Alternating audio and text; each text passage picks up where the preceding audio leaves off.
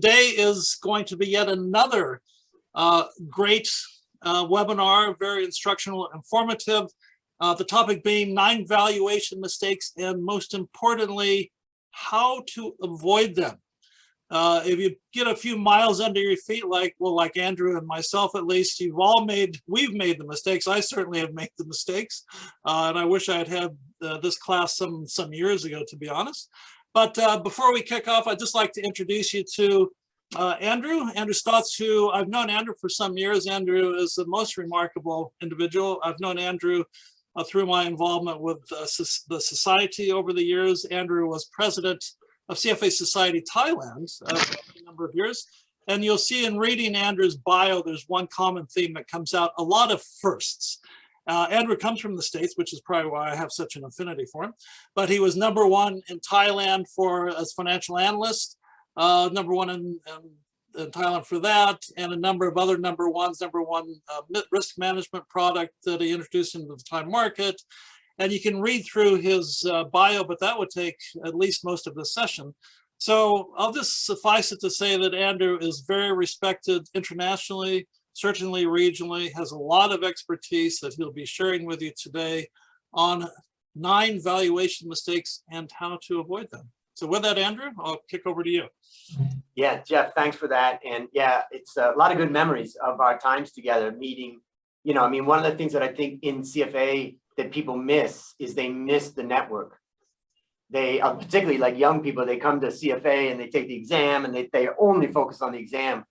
And most people miss the network. Of course, there's a network in your local society, in your local chapter, in your local country, but there's this network way beyond it. And for those people like me that really wanted to build a global network, we did it. I did it. Jeff did it. And, you know, anybody that really wants to build that, you can. And so I really appreciate that's like what CFA gave me, besides a foundation, obviously, in finance. So thanks for that. And thanks for Kylie for having me on today.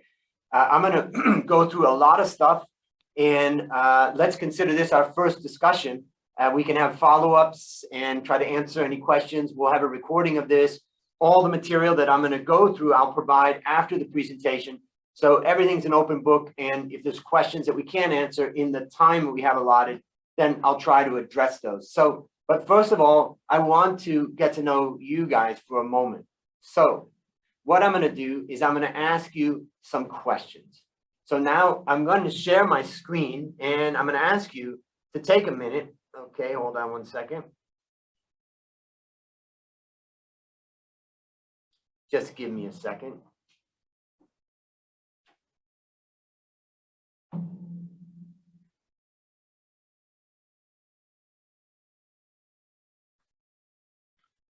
So the presentation today that I'm going to give you is 9 valuation mistakes and how to avoid them.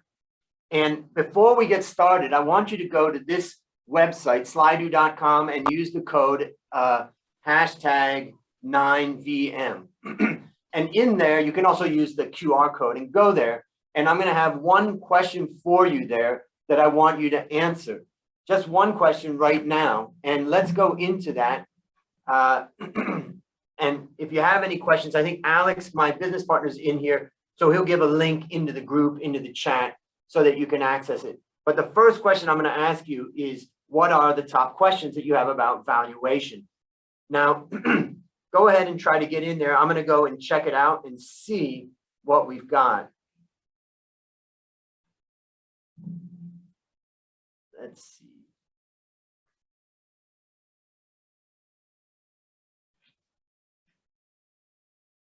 Also, Kylie, is the chat enabled? Are we able to do chat or not? Yeah, I'm just wondering about that because, yeah, it might be disabled. I can check into getting it That's going. Okay. So, yeah, just work on that, Alex. And then I'm going to share my screen again just to show the place to go. Hold on, Alex.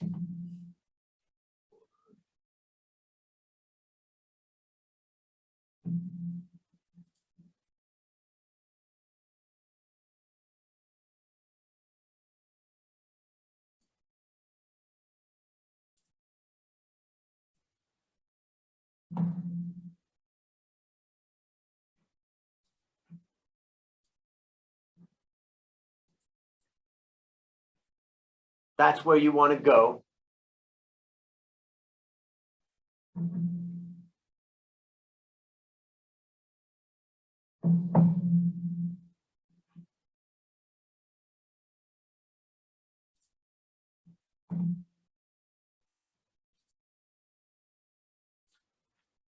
So we have 70 some people in this group, 92 people. So I've got 2 questions now, more are coming in.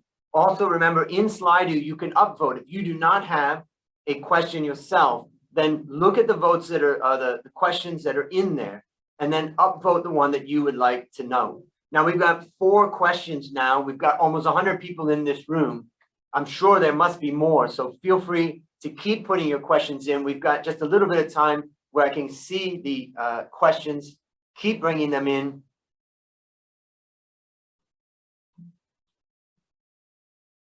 Four questions right now out of about 100 people, so please keep adding your questions and upvoting the ones that you see.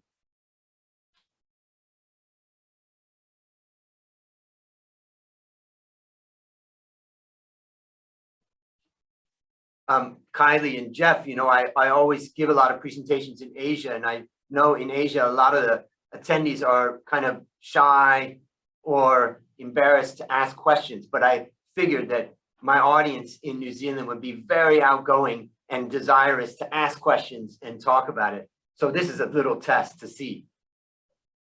So we've got 4 questions right now about valuation out of about 92 people in the room. Any others that you would? Excellent question that just came in. How do you value a fast growing company like Tesla? Excellent question. What are some of your other questions? How do you value a company like Gazprom in Russia? I got a client, a friend from CFA actually in Ukraine that said, how do you value a company that in a time of war? We've got 6 questions right now. One about implied IRR, estimating alpha for private companies. Excellent question. Other questions? Discount rate on alternatives in New Zealand market with limited data sets. Excellent question. Yep. Keep coming with your questions and make sure to upvote. Valuing assets in emerging markets. Yeah, with Forex rates, that's critical. What do you do with a Forex rate if you're going to buy a Thai company, but you think the Thai currency is going to crash? What about bringing in ESG? Now you guys are rolling. I'm seeing 14 questions already. Keep asking the questions and keep upvoting them so that we can get to the most valuable questions first and then keep going down through them. Oh, REIT, property developers, those types of things. That's 15 questions. Excellent. Terminal growth, another question that's such a challenge. The ESG question, you're going to be a little bit surprised by my answer on that. Yep, terminal growth, excellent. Other questions? Well, as I go through today's presentation, I want you to continue to ask questions through this platform, Slido, that you're on right now. And that's where we'll keep all the questions. And any questions that I can answer, I'll be able to look at it and give you a reply, right? Excellent questions about ROIC, about uncertainties about interest rates. Okay, now you guys are really rocking it. You've got 20 questions, 21, that type of thing. All right, so now I think, Alex, we should ask them the next question. Can you open up the next question?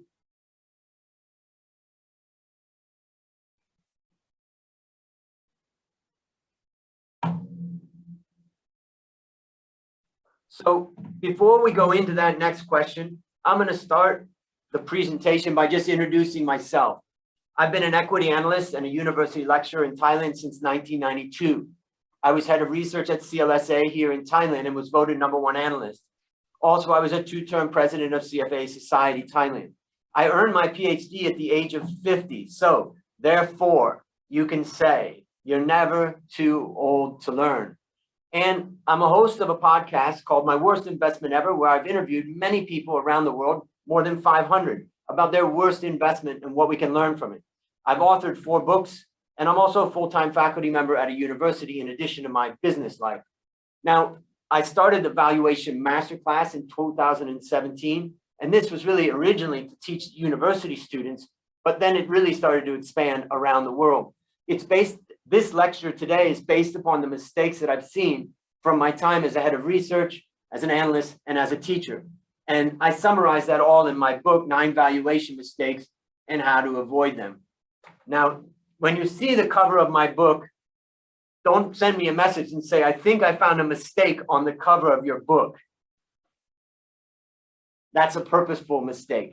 So also, I live in Bangkok with my mother. There she is, she's 83. My father passed away about 6 years ago in America. They were in North Carolina. So I brought my mom here. So we live together and we have a happy life here.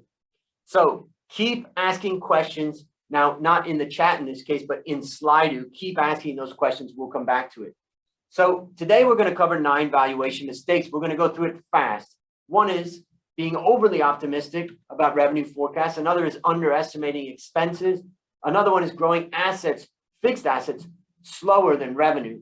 Another one is confusing growth Capex with maintenance Capex. And then number 5 is forecasting drastic changes in the cash conversion cycle. Number 6 is underestimating working capital investment. Number 7 is value in stock using the calculated beta. And number 8 is choosing an unreasonable cost of equity and then not fading properly. And I'm just going to highlight, I'm going to grab my pen here. You can see that the first ones are really about fundamentals. And then the final ones are about kind of the valuation stuff. That's the most common mistakes that I've seen all over the place. Now, Alex, can you turn on your microphone? Just because I want to get my Alex in here for just a second. Hopefully he's there. And what I just want to tell you is the most important thing about valuation to me is the story. When you're forecasting and you're valuing and when they deviate significantly from consensus, you make sure, of course, that you're not making one of these 9 common mistakes. And if that's not the case, like you are cleared, then you really got a chance to tell a story about that stock for your portfolio, for your clients, or whatever. And as I say, in the world of valuation, ultimately your story is your value. So the first question I want to ask is like, what do you think is an accurate earnings forecast? So it could be 1%, 10%, 20% or more. What I'll show you here is some of the work I did originally on my PhD, which was trying to understand the average forecast error by analysts. And what I found was that overall, across the world, analysts were 22% optimistic. In the best year, they were wrong by only 4%. In the worst year, they were wrong by 47%, but they were always optimistically wrong. In other words, the red line was always above 0. And this was a fascinating finding because you got to think that analysts know the most about companies compared to the only other people that know about the companies better is the companies themselves. So I like to teach people right from the start, y'all. Y'all stands for you are always wrong. Once you start from that point, it opens you up to understand that valuation is about a framework, not about an exact number. So all 9 valuation mistakes come from my experience as a head of research, but also my students. So what is the Valuation Masterclass? I'll just tell you about it. It's basically where we train world-class financial analysts and help them get better jobs in finance. And we have something called Foundation, where it's self-paced. There's 30 hours of lectures. Students value 4 companies. And then we have something called the boot camp. And I have a hat over here that I'll show you I wear in the boot camp. Basically, I tell the students, it's a boot camp, so it's damn hard.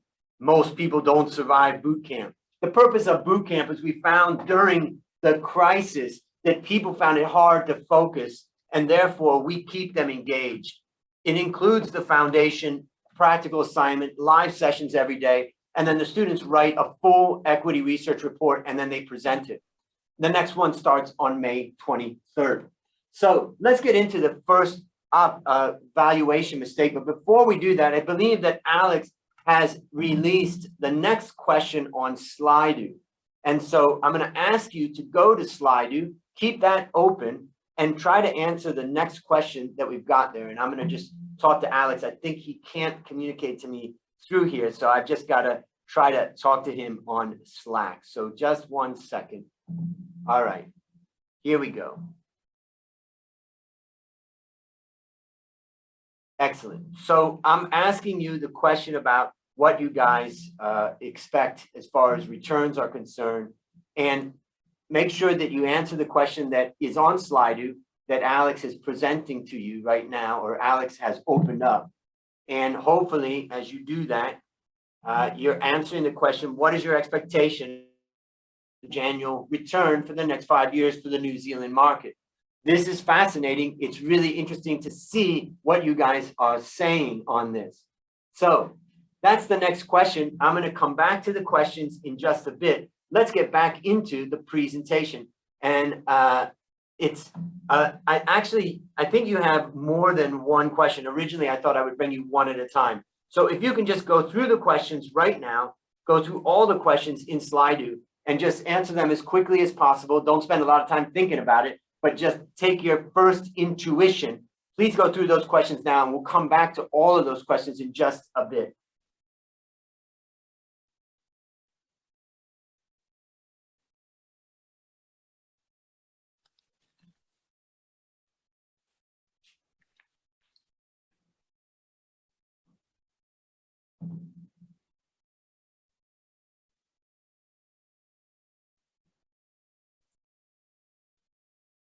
All right, we got good questions, good answers here. I'm seeing about 15 people or so have answered them. Make sure that you've answered the questions as best that you can. Remember, stay engaged. This is part of the challenge that we all face at this point. All right, so now I'm going to continue on. So let's now go back to the presentation, and I'm going to share my screen again. 1 second.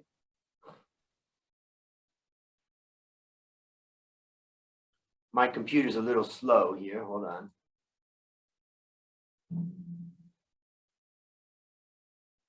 Okay.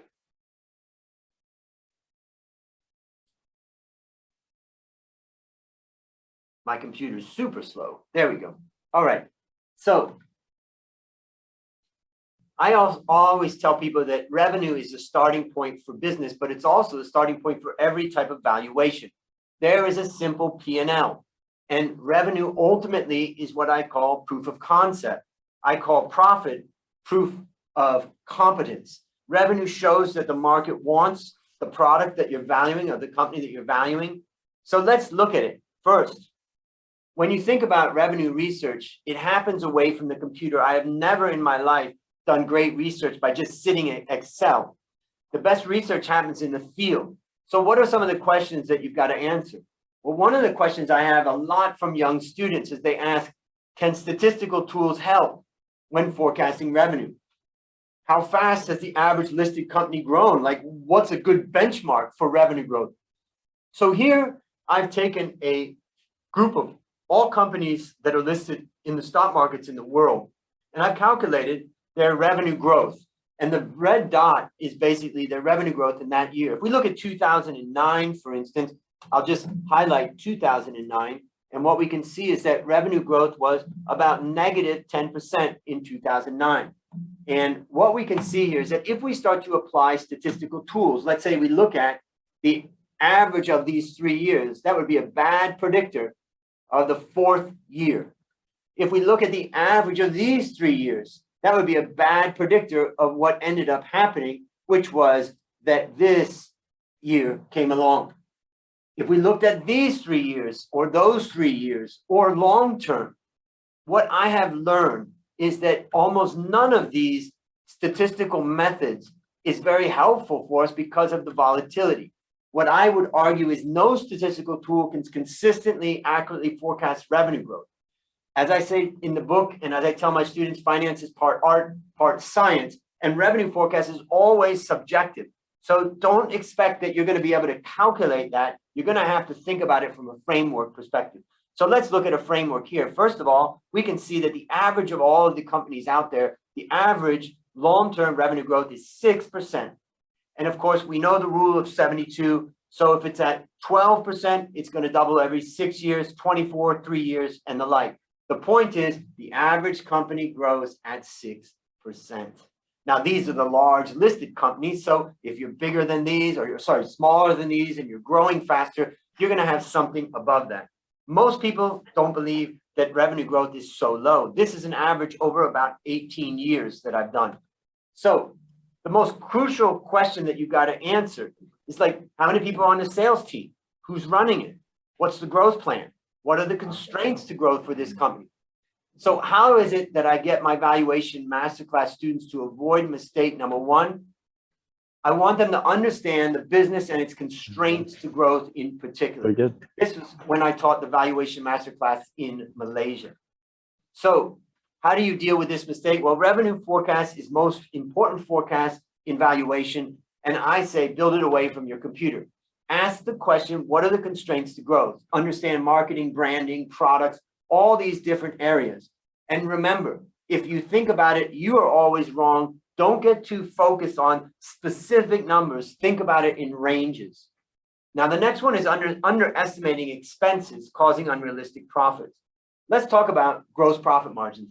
Analysts tend to be overly optimistic and forecast high or rising gross margins. So be careful, because even a small 1% increase in gross margin could cause a massive impact on net profit. And fact is, it's damn hard to increase your gross profit margin even by 1%.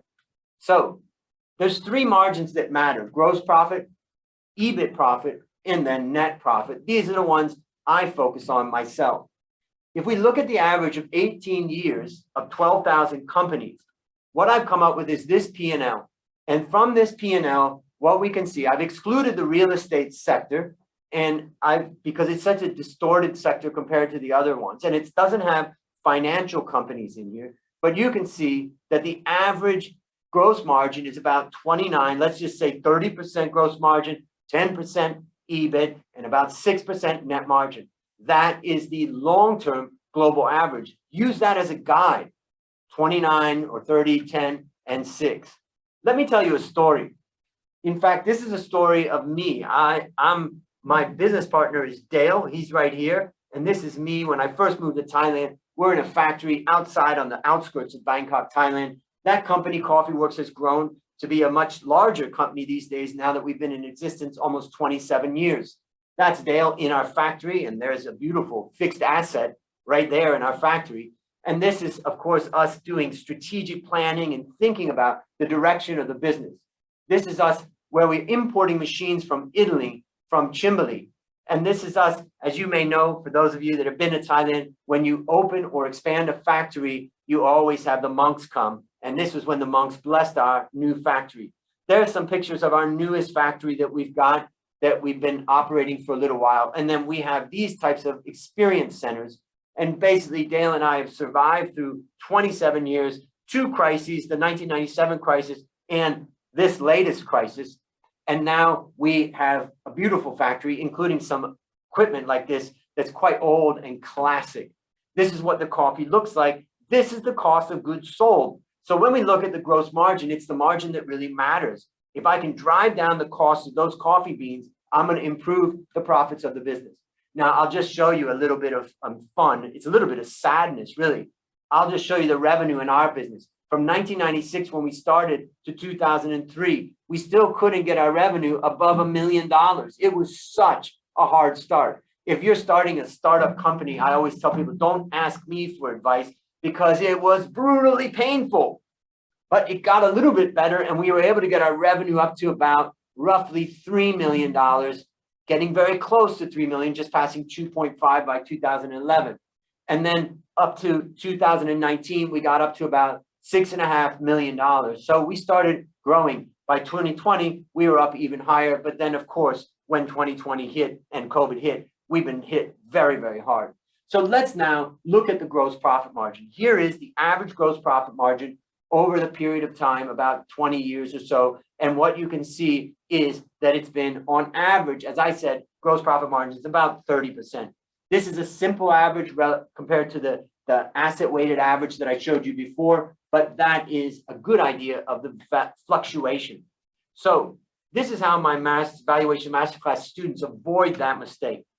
They're very cautious with large changes in gross profit margin. And I highly warn you, if you're supervising analysts, this is a great place to start. So this is what you learn. First of all, the average gross profit margin is 29, EBIT margin is 10, net profit margin 6. You want to focus your forecast mainly on revenue and cost of goods sold, because that's 70% of all costs ultimately. large changes in gross margin are unlikely. And if you're forecasting these large changes and you're comfortable with it, then tell a story. And finally, curb your enthusiasm. Now, I just want to say that what I like to talk to you just briefly about is just to talk to you directly about this. Let's put the presentation aside for just a moment. Part of what I'm trying to say is that revenue is key, gross profit margin is key. Focus on these two things first. The second thing I'm trying to tell you is that stop trying to be too exact. In CFA, we are so exact. We know all the formulas, and that really guides us, particularly in the beginning of our career. But as I taught you, y'all, you are always wrong. It helps you to let go of some of that framework. You just use the framework as guidance, basically. So I just want you to keep that in mind as you go through your evaluations. And we are going to, if you have any questions as we go along, just feel free to ask them in the Slido, in the website that you're on. And I'm going to go back into the presentation and let's continue on. Now, what I'm going to talk about is number 3, growing fixed assets slower than revenue. So let me tell you a story about a presentation that an analyst gave to me. He sent me this particular table, and he had forecasted the free cash flow of the firm, which is the free cash flow right here. And what you can see is it was 40, 46, 54. Whoa, double, and then up again right here. And what I could see was that there was this number right here, this 76, and it looked a little strange to me. And so I saw that the Capex that he put into this spreadsheet was only minus 5%. Instead, they already had been increasing every single year. They were up to 35. And I asked him, why did you do this? And if you look at it, this is what we saw. But before I go there, I'll just tell you, I asked him why he did this. And he said, I went to meet with the company. And the company, this is the historic data behind, or sorry, estimated, sorry, my mistake. This is the historic data right here. And this was the forward data, forward 5 years. He said, I went to hear the company and they only gave guidance for 3 years. So I didn't know what to put in here for the Capex. The problem is if you put in a very low number like that, what's going to happen is the free cash flow of the firm is going to jump up. That's the blue line that you can see. The free cash flow of the firm is going to jump. So then what I said is, let's just look at the sales to assets ratio of this company. Here, I show the same company my analyst was showing me, and we can see a sales to asset ratio of 146, meaning for every 100 they have in assets, they're generating 146 in revenue. We call this the asset turnover ratio. But here you can see that that ratio starts really, really rising very high until it gets up to 248. This is a ratio that is underrated. It's a very valuable ratio. It's the asset turnover ratio. And in fact, if you see an asset turnover ratio chart like this, you know that they've probably made a mistake starting about right here, and they're growing their revenue faster than their assets. So remember, we want to think about asset growth and revenue growth. Analysts often underestimate the fixed asset growth. It takes investment to grow revenue, and it's unrealistic to expect a company to grow revenue without growing its assets. So my rule of thumb is fixed asset growth should roughly match revenue growth over the long term. Use the asset turnover ratio to prevent this mistake. The point is, it's a guide. Now here we can see the asset turnover ratio of all companies in the world. Now, what's interesting about this chart to me is that when we saw the interest rates started to go down to 0 after the 2008 crisis, we can see what I would be considering to be the malinvestment that's happened. And that chart has continued to go down as interest rates have been low. And what's happening is that companies are investing in assets and getting lower and lower and lower amount of revenue. They may be getting higher profit because they're squeezing their costs or their volumes up. But when that profit turns south, they're going to be sitting on a lot of assets that aren't producing. This is a major risk. So this is how my valuation masterclass students avoid mistake number 3. Yeah, that's me with a big beard, by the way. They use the asset turnover ratio. Use it carefully. So what have you learned? Over the long run, companies should grow fixed assets about as fast as revenue. And if you forecast differently, well, make sure that it's not a mistake. If it's not a mistake, then you've got an excellent point of discussion. This company's switching to asset light, and that's going to change this ratio and change the value. And prevent this mistake by using that ratio. Now let's go into number 4, confusing growth CapEx with maintenance CapEx. So there's 2 types of CapEx the way I look at it. Analysts should consider maintenance and growth. Maintenance is really for the existing assets and how you maintain them. And over time, these assets are depreciating, but they've got to be maintained. And for additional growth, a company needs to invest more than just maintenance CapEx. Here, I've taken a sum of all the CapEx of all the companies in the world that I could get in my database. And what you can see is the total amount of CapEx. However, if we use the annual depreciation in the P&L as a proxy for maintenance CapEx, then we can we can split the total CapEx into maintenance, the red, and growth into the blue. And this gives you a picture of what I'm talking about. The idea being that the depreciated amount that's in the P&L is a good guide for what is maintenance CapEx. And here we can see that, think about it, by growth firms should have a CapEx that should be more than the P&L depreciation charge, maybe 150% of it. Very high growth firms could have much more than 150%, and low or no growth firms are going to equal about the depreciation charge. Now, we know that companies have lumpy CapEx, so you have to be careful that you're looking at it over a long period of time. Here's a company called Stangl in America. If you're investing in the US market, this is a very interesting company. And here what we can see is that basically Stangl has been in the growth mode. What you can see is the green line is the CapEx. The blue line is the depreciation. And the red bar shows the relationship between the two. The CapEx is always above the depreciation. And what you can see from that is that they've got growth going on significantly. So company guidance is not enough, right? The best way to understand how to forecast CapEx is to ask the management. But the guidance may only be for a year or so. Then you, as an analyst or as a valuer, has to put that in. For future years, you've got to make that estimate of what you needed, what the growth needs to be in CapEx, but make sure that you're looking at that asset turnover ratio. So this is how my valuation masterclass students avoid mistake number 4. They forecast CapEx as at least 100% of annual depreciation. So consider both growth and maintenance CapEx, and maintenance should be about roughly in line with depreciation. And the starting point for overall CapEx should then be that 100% of annual depreciation. And additional CapEx growth depends on how fast you think the company is going to grow. Let's look at number 5. Avoid drastic changes in the cash conversion cycle. When it comes to this cycle, I like to focus on inventory because ultimately that's the company's main focus. Now, we're talking about traditional companies now. We can talk about services, businesses, tech companies, and discuss about those. But for right now, I'll just go through some of this. Analysts often forecast unrealistic changes in the company's inventory conversion period.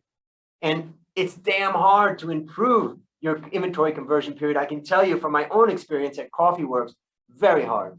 So now, remember our current asset accounts: cash, accounts receivable, inventory, and then other current assets. And so really my focus is on inventory, but you can also focus on accounts receivable. But let's look at the 2 major liability accounts related to accrual. Well, we've got, first of all, short-term borrowing, and then we've got accrual related to accounts payable, and then we have other current liabilities. So if we look at the inventory days of all companies in the world, you can see that it's about 57 days, and it doesn't bounce around a lot. So be careful with your forecast. Receivable days about 64. Here you can see that days from raw materials to receivables or to collections is about 140 days or so. And then payables is about 40 days. And so from that, we can calculate a cash conversion cycle, the dotted line, of about 82 days. It does change a little bit more than all of them individually, but you don't see a huge change in it. So be careful with that. Here we can see that ratio or that cash conversion cycle over time. So this was a CFA event that I did in China, in Beijing, on this topic. But we avoid this by focusing on inventory and avoiding large changes in working capital. So we've understood a little bit more about the inventory days in these items. We want to avoid those huge changes. We want to focus on inventory. And if you forecast big changes, you want to explain your reasons. Let's go to number 6, the last one of fundamentals, underestimating working capital investment. Well, net working capital is difficult to forecast because it results from 5 different forecasts. That's accounts receivable, inventory, other current assets, accounts payable, and other current liabilities. Here, I've given you a summary balance sheet where I've looked at current assets and current liabilities. And these ratios are something that you could use pretty much for the rest of your career, because I've done an 18-year average through the ups and downs of economic cycles, looking at all companies outside of real estate and outside of financial companies. And we can see that accounts receivable is the largest item. Accounts payable is the largest item on the liability side. And inventories are about 8% of total assets.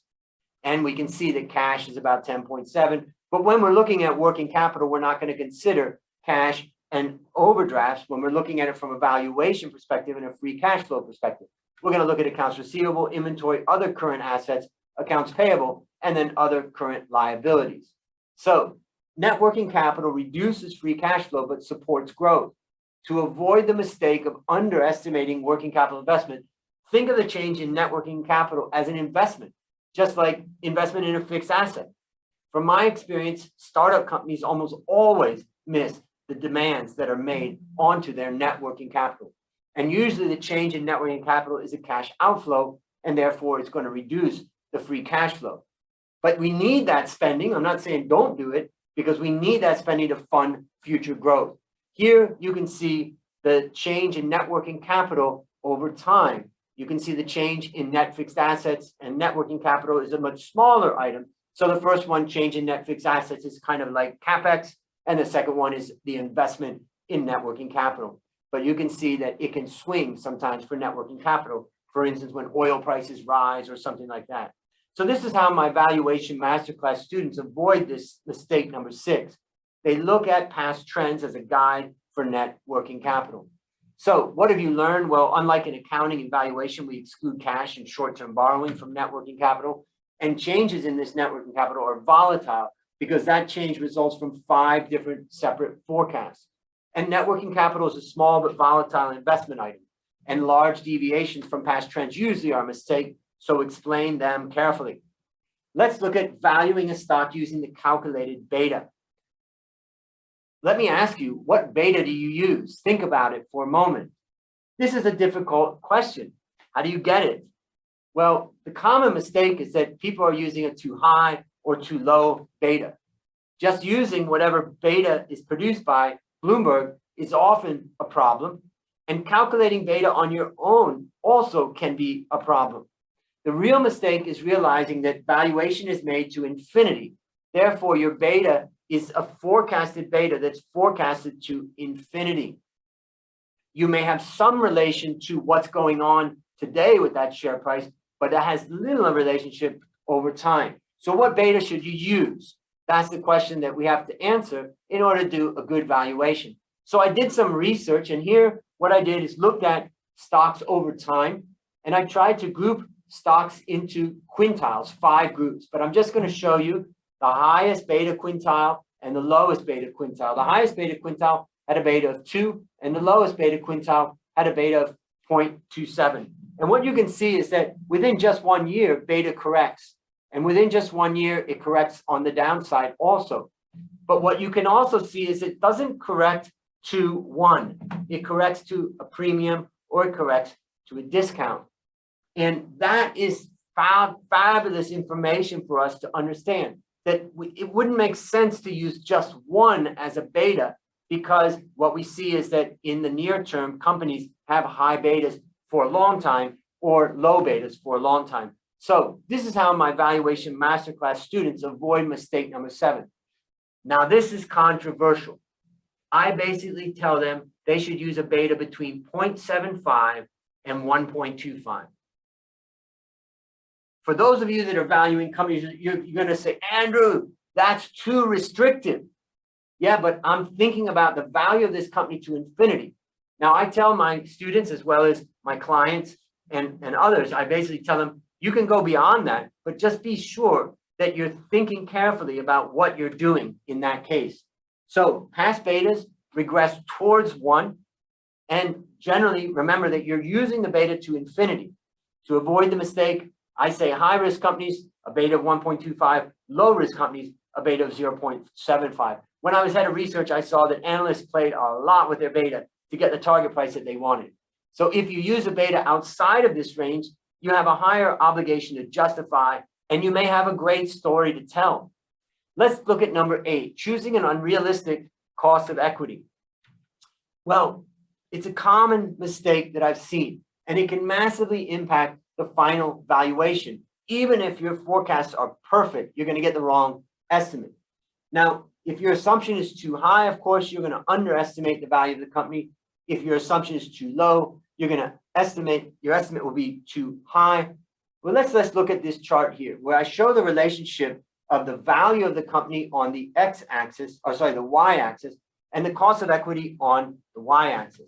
And here I've used the constant growth model to understand the relationship between value and the cost of equity.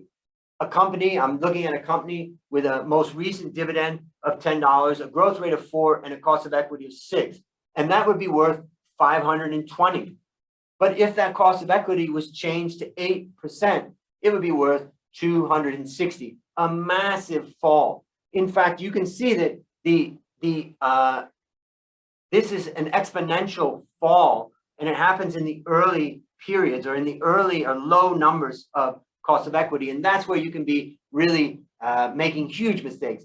If you make an equal mistake of going from 6 to 8, basically that would have only a small impact as you go out to higher levels of discount rates. Analysts get caught up in the components of the risk-free rate. What do they get caught up? What are of the cost of equity? They get it caught up. What's the beta? What's the risk-free rate? I know that all of you guys face this challenge because we're taught the CAPM. The capital asset pricing model is our thing. So we use it and we apply it. But I'm going to show you why for the rest of your life, you're going to think, when you think CAPM, you're going to think pizza. When you think CAPM, you're going to think pizza.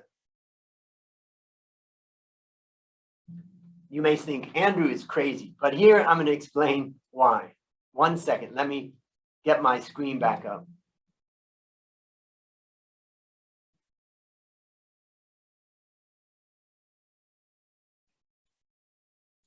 So there's various, methods, and the components are the building blocks that we use, like risk-free rate and the like.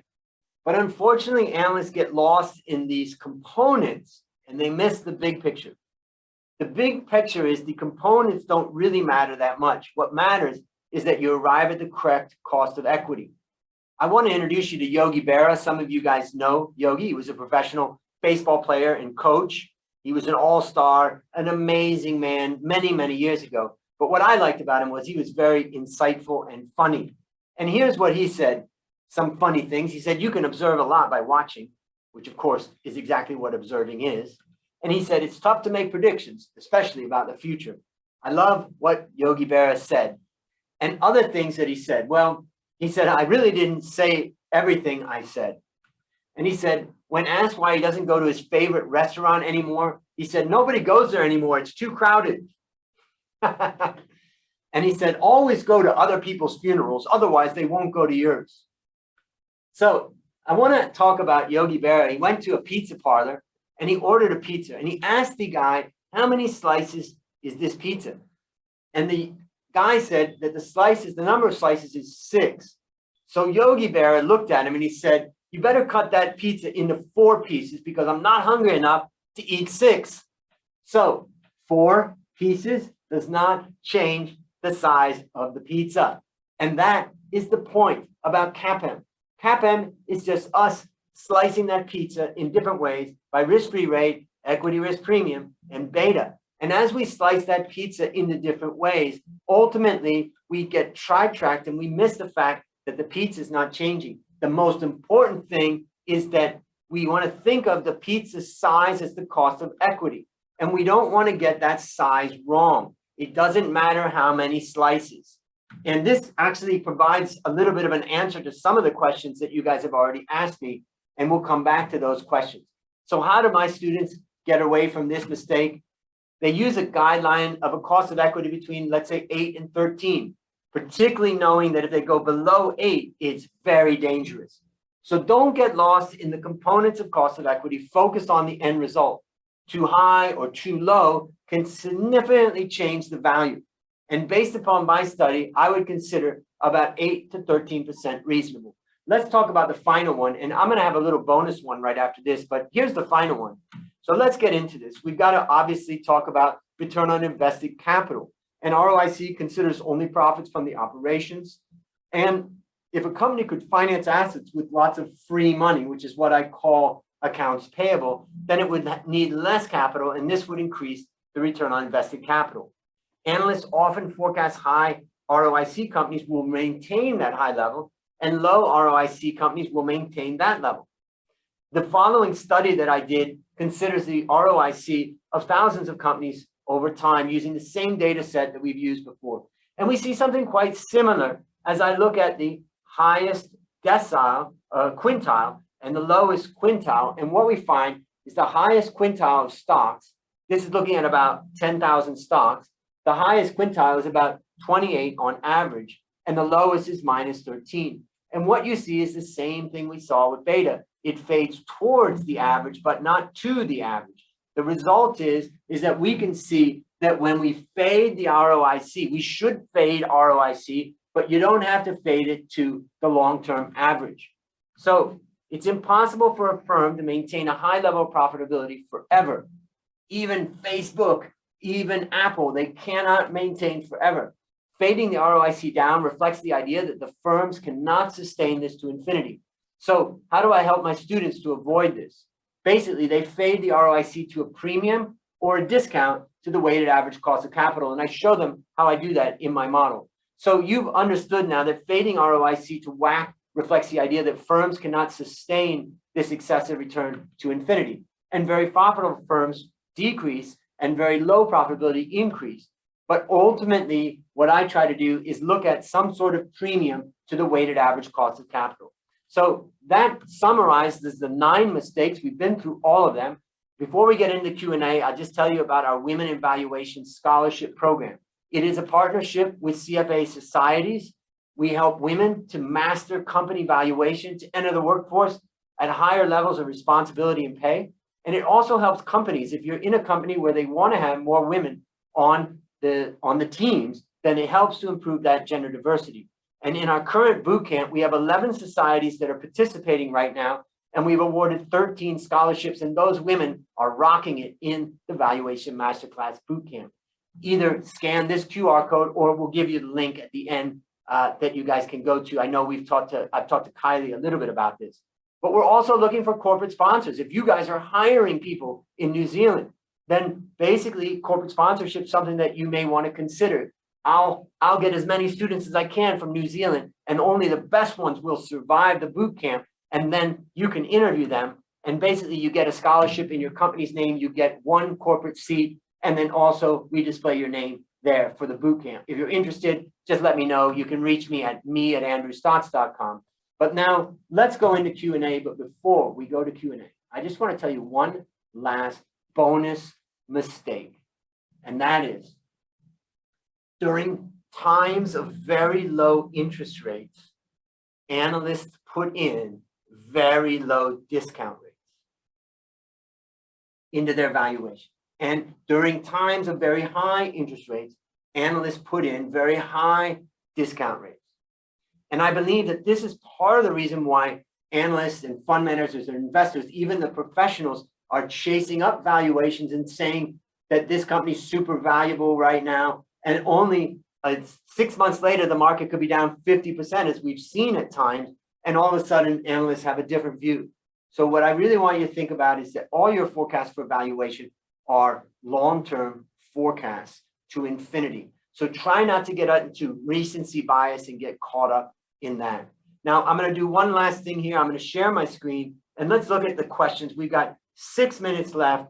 So I'm going to go and look at the answers that you guys got. And what I'll do also is I'll come back to you and I'll make a little video to try to answer all the questions. So let me share my screen and I'll just go through these, and we'll take about 5 more minutes, and then I'll turn it back over to Jeff and Kylie. 1 second.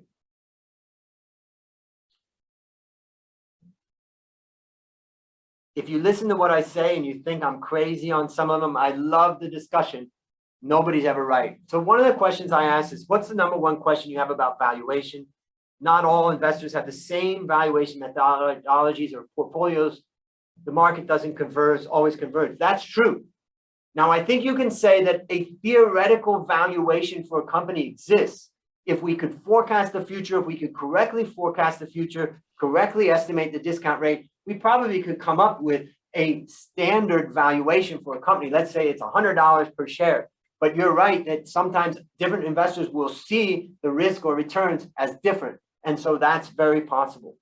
So the best resource, well, now you know the Valuation Masterclass. What's the best framework? I think that I look at something I developed called FVMR, Fundamentals, Valuation, Momentum, and Risk, and how to value high growth companies. And we got this question about Tesla. I think that what you've got to do, and one of the hardest things for an analyst or someone valuing a company, is that when you're valuing a company that's high growth, it's easy to be skeptical, but it's also great to try to look at what is the potential market. Think about Amazon, think about Tesla. Tesla is a great example because it's manufacturing and it has a huge potential. And I would also argue that when you're looking at companies, and I'm kind of realizing I'm not going to have that much time to answer all the questions, but when it comes to companies, basically what you want to do is look at, is this a revenue story, or is this a cost story, or is this a capital story? Revenue, cost, or capital, that's about it. If it's a revenue story, is it a story about price or about quantity? Tesla is clearly about quantity. Facebook is about price. They already have the quantity, all the users, so now it's a question of price. So focus in, is it revenue, is it expense, or is it capital? And if it's revenue, look at price times quantity. If it's expense, look at cost of goods sold first, then operating expense. And if it's capital, you want to look at Capex, and you want to look at net working capital. So one of the questions I see, I'm going to answer for a couple of minutes, the impact of rising interest rates on the equity risk premium. Well, ultimately, equity risk premiums are rising for sure. And, you know, there's a lot of risk there. So I would expect that that's rising. But remember, nobody can consistently use any tool to correctly predict the equity risk premium. So I tend to go back to basic principles of equity risk premium in the US. Well, the long-term return of the US was, let's say, 10 to 12%. So maybe we use, or sorry, 8 to 12%. Maybe we use 8 or 9% right now. And then we think about the long-term discount rate. Maybe it's 3 or 4%. So 8% return, let's say 3% discount, risk-free rate. Now we've got an equity risk premium of 5. I would not spend much more time than that on it. How do you incorporate ESG into valuation quantitatively? What I would argue is that ESG, there's so much hype about ESG. And in fact, I would argue that there's a big problem with ESG, and that is, it's ultimately the responsibility of government, for instance, for environmental protection. What we're doing is we're turning the responsibility for our citizenry, right? As a group of citizens, we should be operating through our government to demand clean air, clean water, clean lands. But instead, we've abrogated that to companies. And so I think that there is a very serious risk to democracy from ESG, particularly the E aspect and the social aspect. So that's the first thing about it. The second thing about it is that if a company is doing bad ESG, and imagine that you have 2 companies, they're both bad ESG, but one you can measure it and see it, and one you can't see it. They're both doing the same bad thing, and ultimately their share price valuation is going to be hit from that. And so I don't have a great quantitative way of doing it, but what I would say is that bad corporate behavior ultimately will be not rewarded, it will be punished in the stock market. I have a whole presentation on how to value pre-revenue companies, which maybe we'll do another time, where I go through 19 questions. But what I would give you a short answer, I'm going to give you a short answer, and I'll just tell you this, and then I'm going to close out my time talking. For pre-revenue companies, what I do is I say, first is the idea. So I tell people, idea first. If it's a valuable idea, people may pay for it, particularly if you could get Elon Musk on your committee. Then your idea, people would pay millions of dollars for with nothing but an idea. The second is your activity. So we can do some sort of valuation based upon the activity, the number of downloads. And then number three, ultimately comes your revenue. And so I would look at idea, activity, and revenue and start to understand those measures and start to value it from there. I think I'm going to stop at that point. It's now 11 o'clock. I don't want to go over time, but I appreciate all of you guys listening. I'll go through all the questions that you guys have submitted, and I'll make a short YouTube video summarizing my answers to all those questions. And I'll summarize what you guys responded with, because I ended up talking a little longer than I thought. So sorry about that. Kylie and Jeff. No apology necessary. You are right on time, Andrew, and I feel that we could have gone on for quite a bit longer. I'm most impressed with 33 questions, which I believe is a world record. So you get high points for engagement. In fact, it was an incredibly engaging presentation. I must say that speaks well to your coffee brand as well. I'm guessing, I don't know, did I lose you? I'm guessing some of that energy comes from that amazing coffee you're making.